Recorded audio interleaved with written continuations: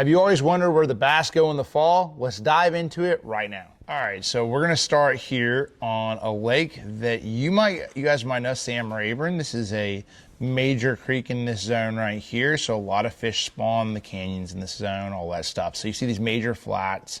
You can tell what's going on. So in the winter or in the summertime, a lot of these fish will set up on these major points on this kind of stuff right here. So here's a creek channel.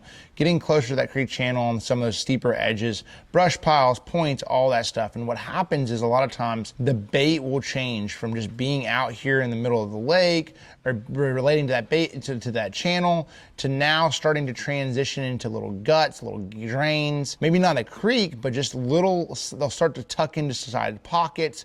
And so that's when the bass will start to break up out here. Also, what happens a lot of times is that year's bait, so the shad spawn happens in like April and May, and a lot of those fingerlings will become a size where a lot of the bass can target them. So they start to transition up here on top of these flats, and this is where it starts to get good. A lot of these fish will start to get on some of these flatter areas where that red's at, anywhere there's grass or anywhere there's, where stumps if you don't have grass in your lake, and they'll start ambushing bait, okay? Some of these steeper places can be definite places where like these little neck downs like right here can be great places where they're gonna trap bait if they're shallower. And as the fall goes on, it gets colder, they'll start to actually, the shad will start to back off in the backs of these pockets and stuff like that, and they'll get out in what this is called a drain.